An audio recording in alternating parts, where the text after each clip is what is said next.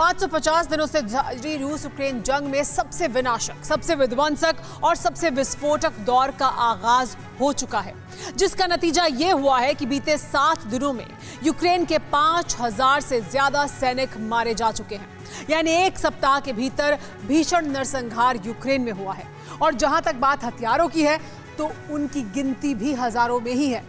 मगर यह तो सिर्फ आगाज भर है। इससे ज्यादा तबाही, इससे ज्यादा बारूदी कोहराम तो अभी आना बाकी है, क्योंकि क्रेमलिन ने यूक्रेन विनाश के लिए न्यूक्लियर वेपन्स तक के इस्तेमाल की वार्निंग जारी कर दी है, वो भी सर्दियों से पहले।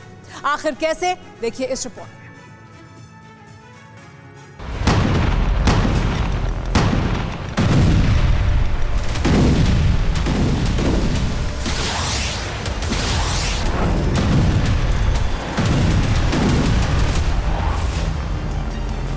कहीं इमारतें जमींदोज में तो कहीं मकान आग की लपटों में झुलसते हुए दिखाई दे।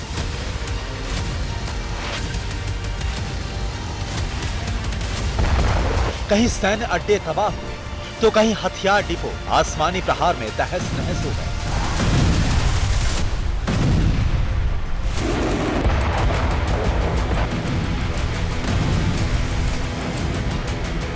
जंग का सबसे विनाशक दौर अपने चरम पर है और इसका अंदाजा इस बात से लगा सकते हैं कि बीते 24 घंटों में यूक्रेन के कोने कोने को रूसी डिफेंस ने बारूदी प्रहार में ध्वस्त कर दिया।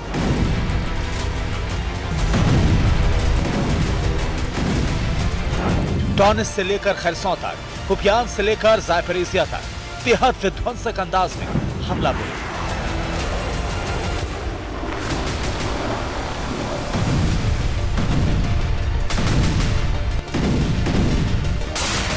पुतिन के बारूदी प्रतिशोध के चलते जंग का सबसे विनाशक दौर अपने चरम पर है।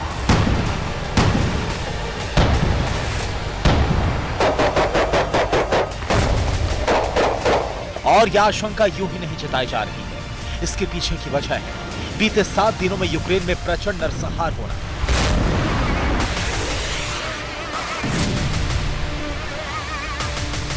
देखते ही देखते 5000 से ज्यादा यूक्रेनी सेना के जवानों का मारा जाना।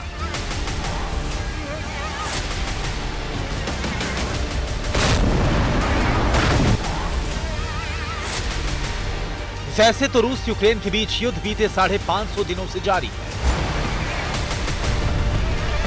लेकिन बीते 7 दिनों में माने तो पुतिन ने यूक्रेनी सेना को खत्म करने का प्रण ही ले लिया। यूक्रेन के शहरों को तबाह करने की कसम खा ली। आखिर कैसे, ये भी जान लीजिए।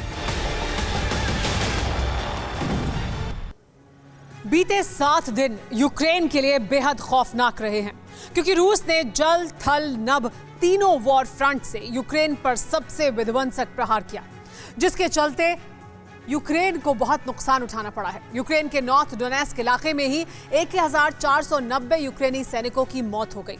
वहीं साउथ डोनेट्स्क इलाके में रूस के हमलों में यूक्रेन आर्म्ड फोर्स के करीब 820 जवान मारे जा चुके हैं। डोनेट्स्क रीजन के बाद यूक्रेन में सबसे ज्यादा नरसंहार ज़ापोरिज़िया रीजन में हुआ, जहां रूसी अटैक में यूक्रेन के 1180 सैनिक मारे गए हैं। कुपियान्स्क में भी रूस ने जबरदस्त अटैक किया, जिसमें 665 यूक्रेनी जवानों की मौत हो गई। इसके अलावा खेरसोन में भी रूस का बारूदी कोहराम लगातार जारी था, जिसके चलते बीते 7 दिनों में खेरसोन रीजन में 215 यूक्रेनी सैनिक मारे गए।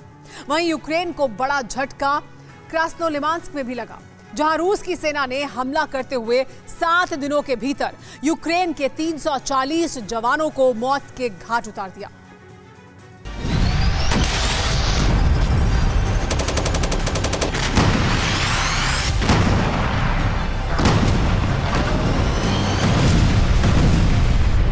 आपको बता दें, कहीं यूक्रेन के इन इलाकों में रूस ने कहीं गाइडेड बम से प्रहार किया,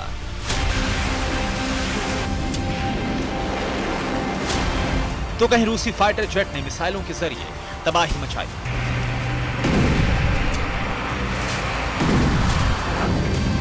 वहीं डोनेत्स्क में तो रूस यूक्रेन के बीच आर पार की जंग हुई, जिसमें रूस के टैंक, आर्टिलरी और रॉकेट लॉन्चर ने ताबड़तोड़ अंदाज में विस्फोटक प्रहार किया।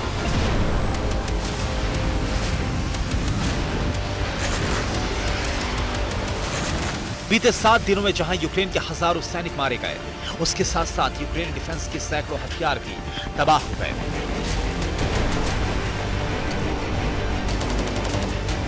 जो हथियार पश्चिमी देशों ने यूक्रेन को दिए थे, उसे भी रूसी ब्रिगेड ने खाक में मिला दिया।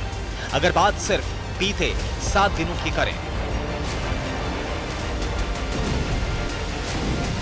तो रूसी डिफेंस के हमलों में यूक्रेन के 26 लड़ाकू विमान तबाह हुए। वहीं रूस ने यूक्रेन के 25 लेपर्ड 2 टैंक भी तहस नहस कर दिए। इसके अलावा करीब 5000 दूसरे हथियार भी कबाड़ कर दिए गए।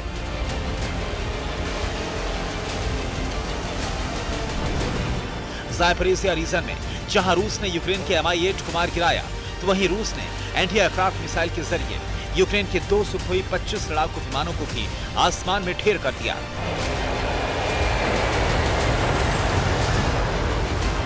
यानी हालात अब ऐसे हो गए हैं कि पश्चिमी देशों से मिले हथियारों के बावजूद यूक्रेन जंग पर हावी होने की बजाय बैकफुट पर आता दिखाई दे रहा है।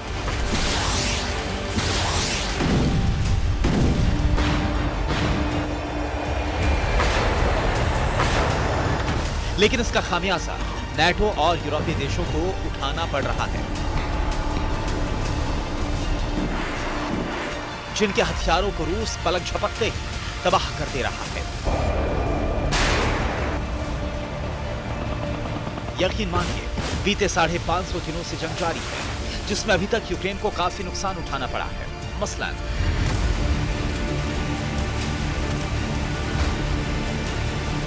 550 दिनों की जंग में यूक्रेन के करीब 466 लड़ाकू विमान खाक हो चुके हैं। इसके अलावा 247 हेलीकॉप्टर भी तबाह हो चुके हैं। रूसी सेना ने यूक्रेन के 6552 ड्रोन भी मार गिराए हैं। करीब 433 एंटी एयरक्राफ्ट मिसाइलें भी तबाह की गई।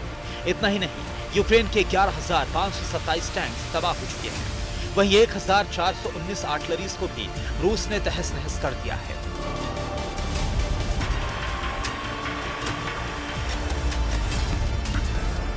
अब यूक्रेन की उम्मीद सिर्फ F-16 पर टिकी है, जिसकी डिलीवरी में फिलहाल कुछ महीनों का वक्त है। ऐसे में यूक्रेन का नेक्स्ट प्लान जंग को सर्दियों तक खींचना है,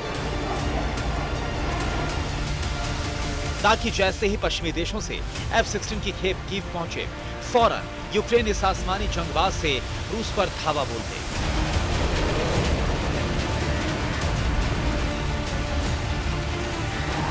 हालांकि यूक्रेन की उम्मीदों पर खतरा भी मंडरा रहा है, क्योंकि यूक्रेन को F-16 लड़ाकू विमानों की डिलीवरी से पहले एक ट्रेनिंग सेशन से गुजरना होगा, जिसमें यूक्रेनी वायुसेना के पायलट्स को ट्रेन किया जाएगा।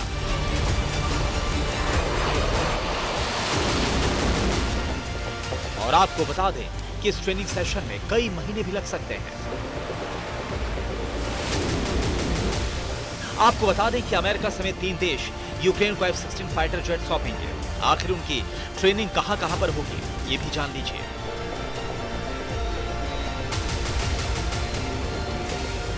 अमेरिका से मिलने वाले F-16 की ट्रेनिंग बुल्गारिया में जारी है, जबकि डेनमार्क से मिलने वाले F-16 की ट्रेनिंग डेनमार्क में ही दी जाएगी। वहीं नीदरलैंड के F-16 की ट्रेनिंग रोमानिया में होने की आशंका है।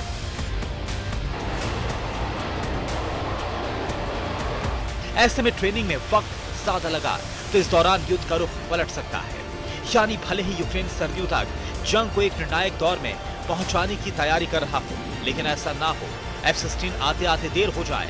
वहीं रूस एक तरफ विध्वंसक प्रहार कर रहा है, तो दूसरी तरफ अपनी डिफेंस लाइन को और भी मजबूत करते हुए आगे बढ़ने की तैयारी कर रहा है। तो सर्दियों से पहले यूक्रेन पर कब्जा कर सके या फिर उसका संपूर्ण संहार कर सके।